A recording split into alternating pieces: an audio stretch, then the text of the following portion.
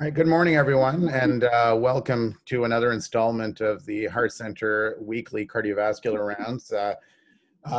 Just to clarify, these are not geared necessarily at surgeons, they're geared at everyone within the Heart Centre. So please do send the link around to anyone who you would see fit. And also thank you once again to all the people from across the province who are joining in.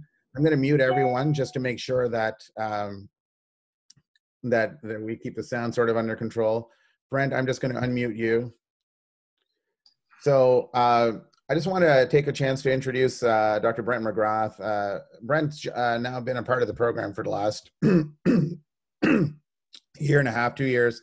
And he did his cardiology training at Edmonton as well as a structural fellowship out there after having done his internal medicine here at Dal. We knew him well from when he was at the regional as a resident and got to like him then. And he's been a fantastic addition since his return. Really just brought a nice perspective on things, both from a cath lab perspective as well as from a critical care perspective. And I think I thought it would be really appropriate. One of his areas of expertise as part of the structural fellowship that he did is device closures. And I thought this would be a great chance for us to talk a little bit about where we are with respect to device closures in 2020. And I think obviously judging from the title, we're going to speak a little bit about ASD and PFOs. But if anybody has any questions about any form of device closures, please put them in the chat or I'll unmute you afterwards and we can ask Brent in person. So Brent, I'll let you take it away. Great, thanks Ansar, and thanks everyone for joining. I will focus mostly on ASD and PFO because that's probably going to be the bulk of the percutaneous closures that I do here, just based on volume, but there are certainly other defects that we can close with this modality, and we have in fact done a few different things which I'll briefly touch on as well. Let me just see here. So just a quick outline. So atrial septal defects, will define what they are. We'll talk about their physiology and pathophysiology and how they present clinically and how we can manage them both percutaneously, and I'll mention the surgical management as well. PFOs are a form of atrial septal defect. It's a defect in the atrial septum. It's slightly different, and the indications for closure are a little bit unique. And we'll talk about the first PFO case we did here about a month ago. And then I'll talk about a couple of other cases we've done recently that are not PFOs and what's to come. I don't have any disclosures that are relevant to this talk. So atrial septal defects, it's the most common congenital cardiac malformation, meaning that it's the most common cardiac defect you're born with. So people with ASDs are born with ASDs, and they can live many, many years without knowing that. It's also the most commonly newly diagnosed congenital defect in adults, and that's because it doesn't carry a lot of morbidity, mortality in kids, and often comes to our attention as an adult. And 15% are present as adults. 70% of ASDs are isolated, meaning they're just an ASD. There's no associated cardiac abnormality. Often those folks with associated cardiac defects are picked up in childhood, usually due to failure to thrive or persistent hypoxia or other things like that. So this is a very crude diagram of the heart. This is looking kind of through the right atrium at the septum at the interatrial septum. And you can see those ovals are just indicating where you can have defects. So this would be the tricuspid valve here. So you can have complex defects called atrioventricular defects, which involve both the atrial septum and extend into the ventricular side as well. Those are not something we can fix percutaneously. That would require surgery, and that's often done in younger children. You can have inferior sinus venosus defects, so down here, or superior sinus venosus defects, so up here near the IVC and SVC respectively. Those are not something we can close percutaneously either. Really, the main one we close with a percutaneous approach is the secundum ASD, which happens sort of in the center of the septum.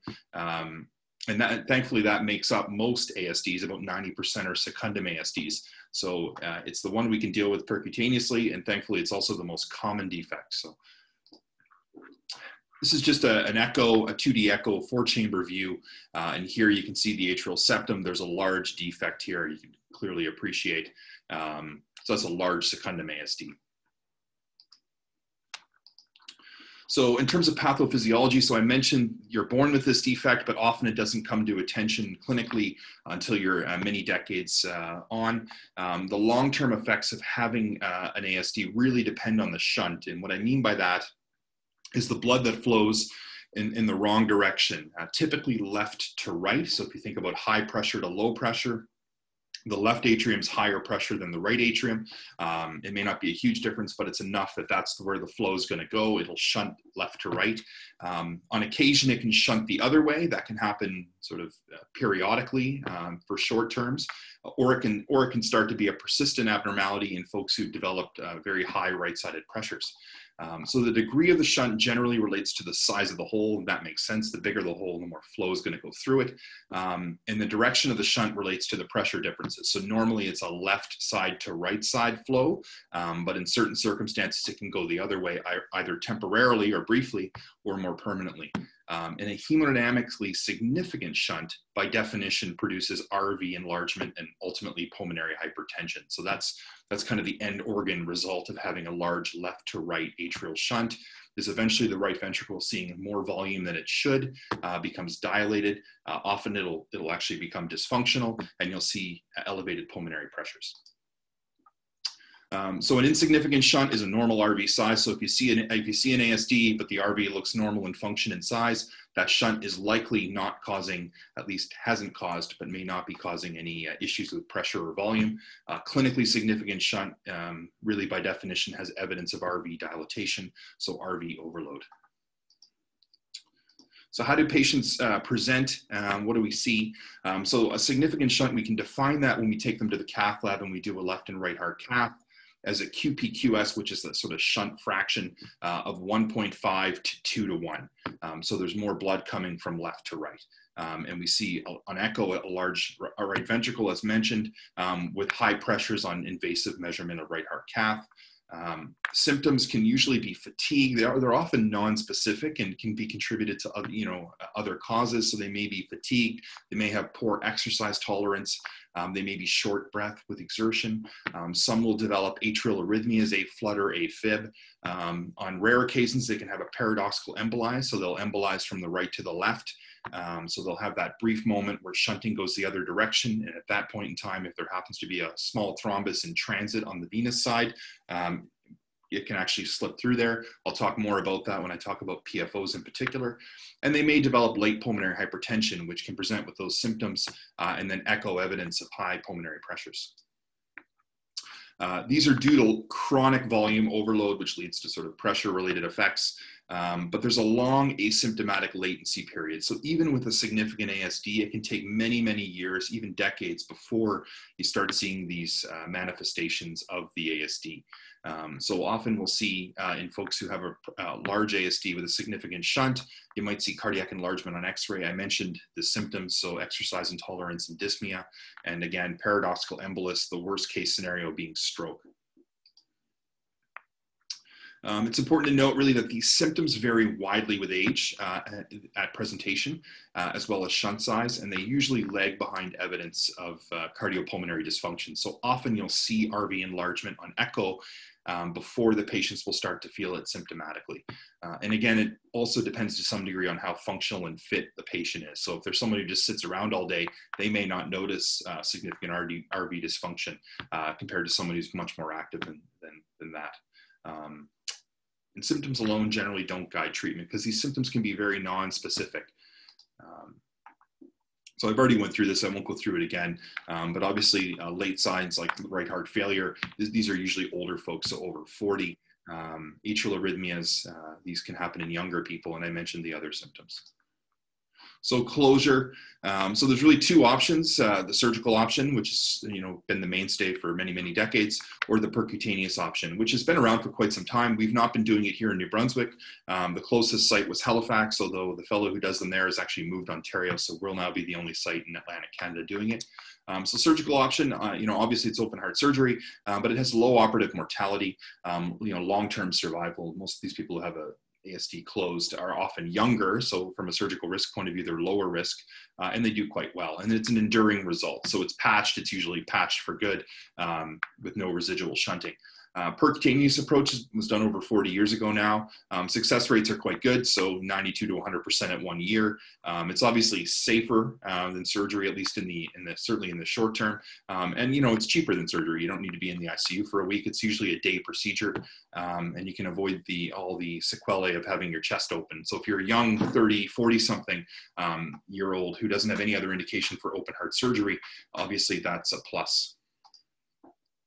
So, obviously the anatomy is key, and I've already alluded to that. So there are certain ASDs you can't close percutaneously. Those require surgery. But the secundum ASD, being 90% of ASDs, is the one we can close percutaneously. So if it's anatomically doable, percutaneous closure is first line.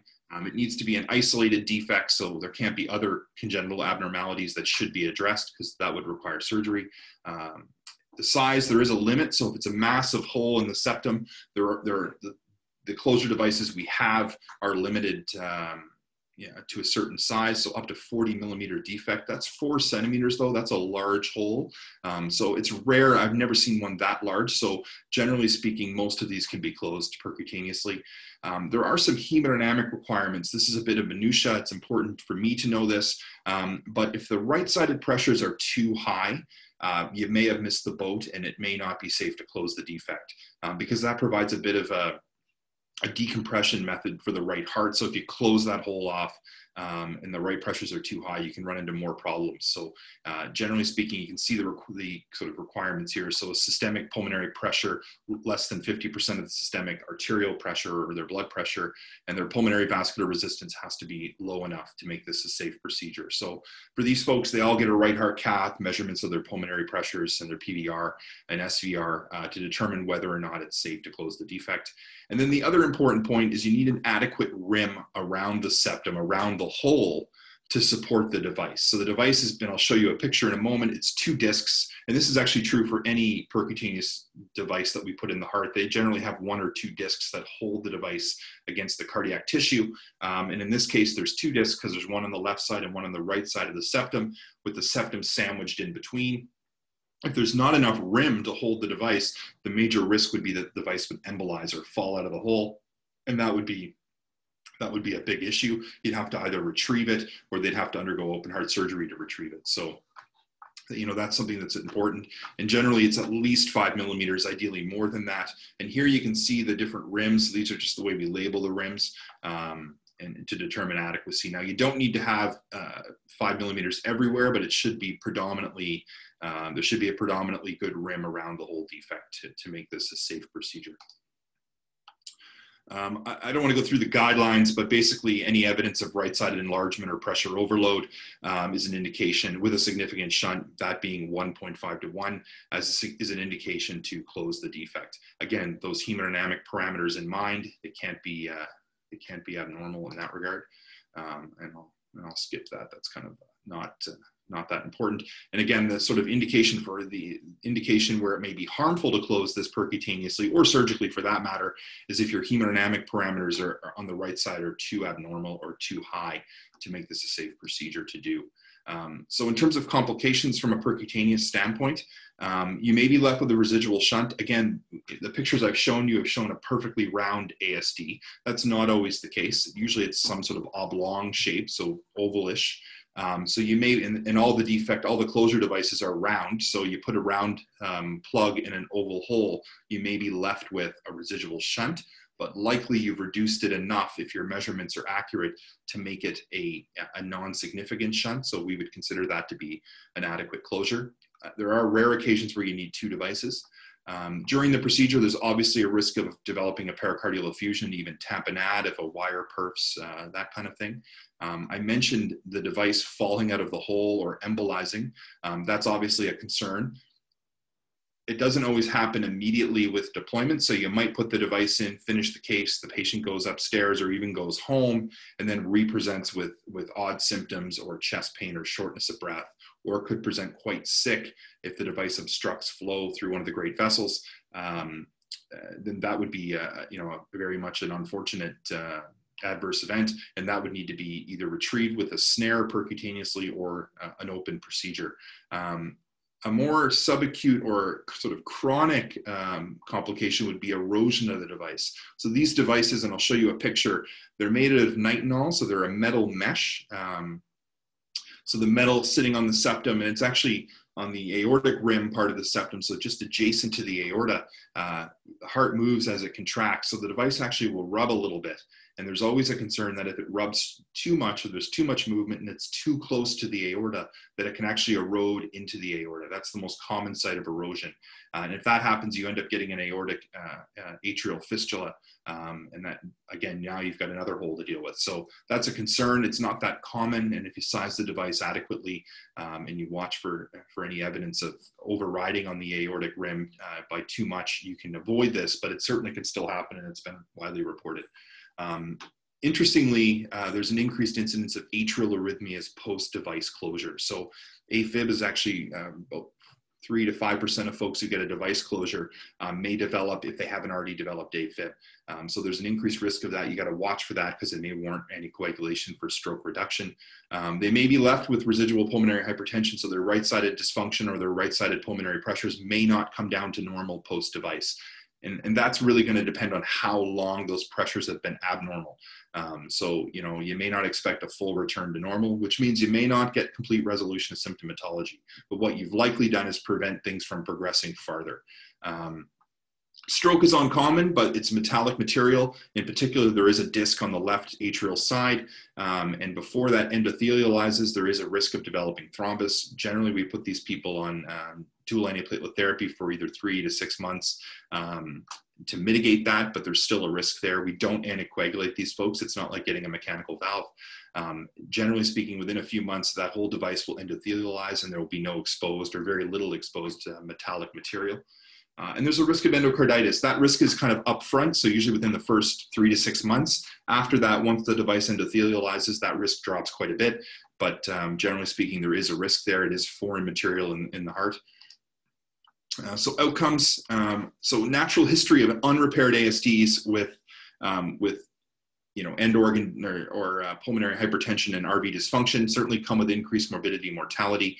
And folks who were symptomatic and had a significant ASD, this is older data now, did have a high risk of mortality back before there was a closure option, either surgical or otherwise.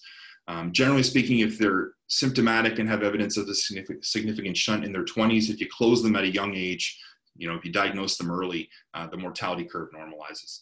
But there's no real data here comparing intervention versus doing nothing, because obviously that wouldn't be a viable study to do. Yeah, most data that's out there is really surrogate outcomes, so looking at echo rather than hard endpoints. So does the RV normalize in size and function? Do the pulmonary pressures come down? And there's certainly data to demonstrate that if you catch these people early enough and close their defects, things do improve. And I'll skip the last bit. So that's it for ASD. Now I'm going to talk about a particular subset of ASDs called a patent foramen ovale. So again, this is in the secundum area of the septum. It's still an atrial septal defect, but it's a unique type. So it's also congenital. And in fact, we all have a PFO when we're neonates. That's how blood flows through the body when you're in utero. But generally speaking, for most of us, or about 75% of us, it closes before the age of 2. But for 25%, which is not a small number, it remains patent throughout your life. It's a much smaller defect, so shunting here is not really the issue. You're not going to get RV overload, RV dilatation and dysfunction, or pulmonary hypertension from a PFO. It's too small. It's a restrictive kind of defect. Really, it's like a small slit through the septum.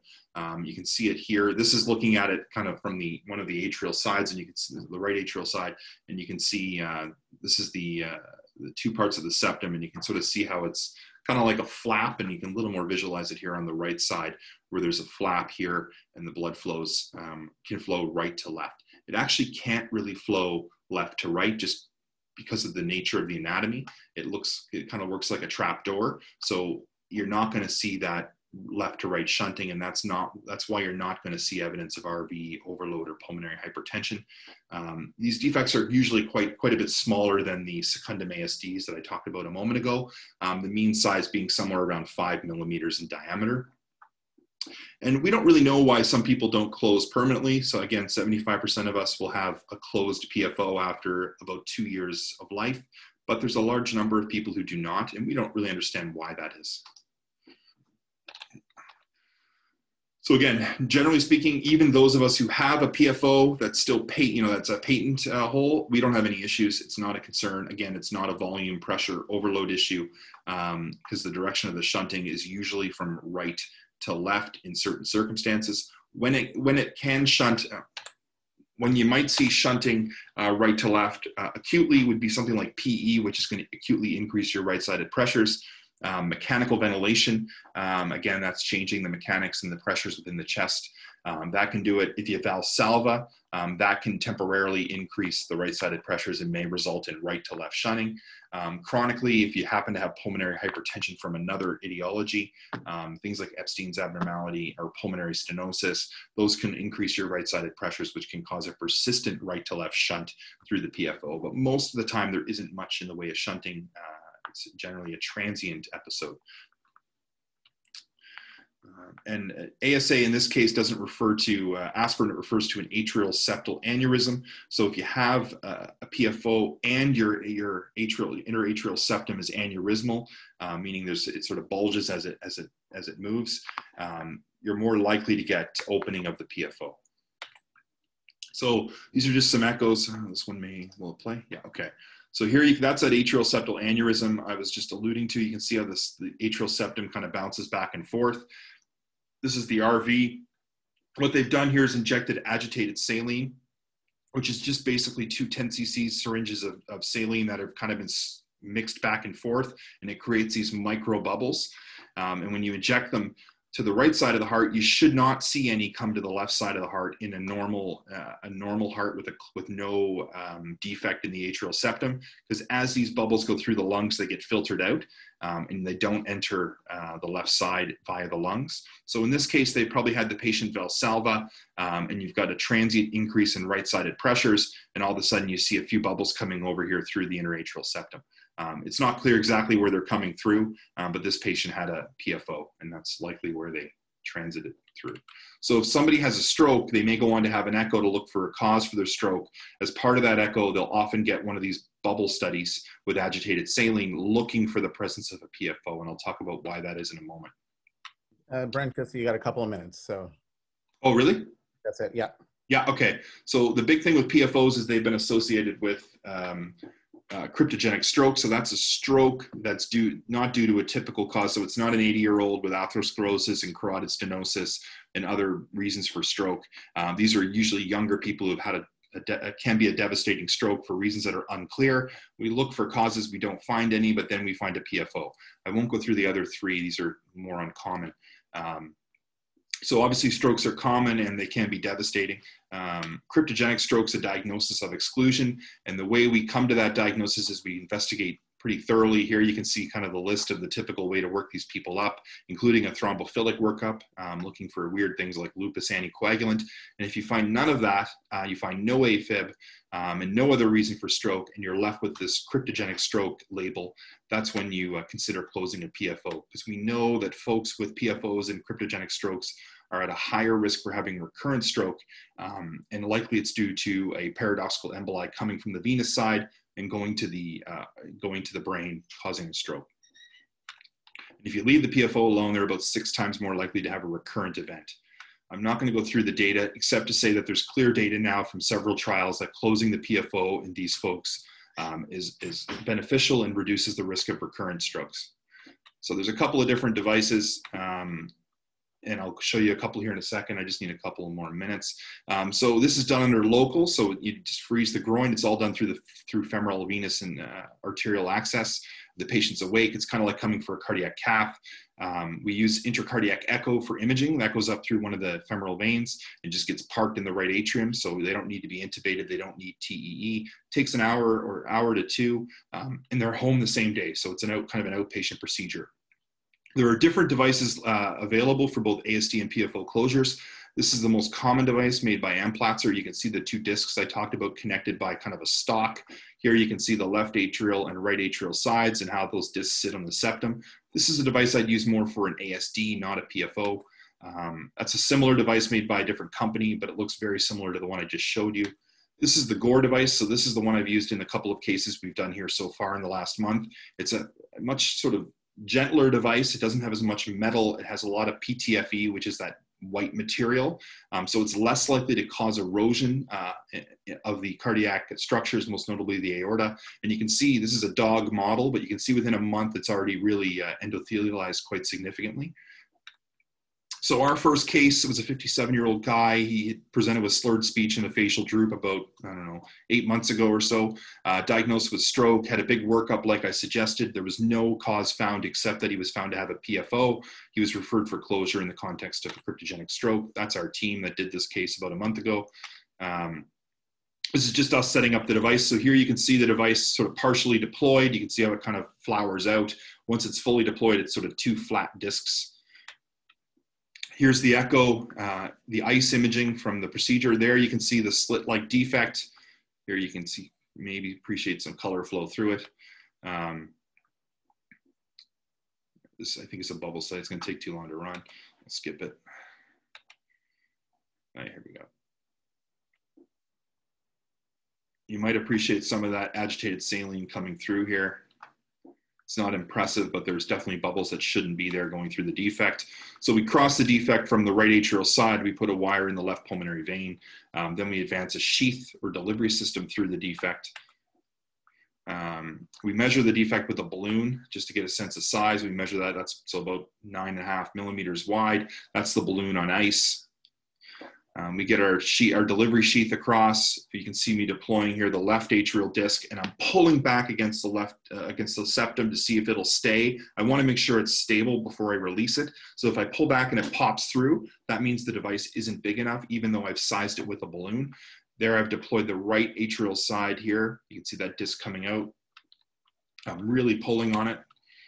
There you can see the device deployed on the ICE imaging. So this is the left atrium, this is the right atrium.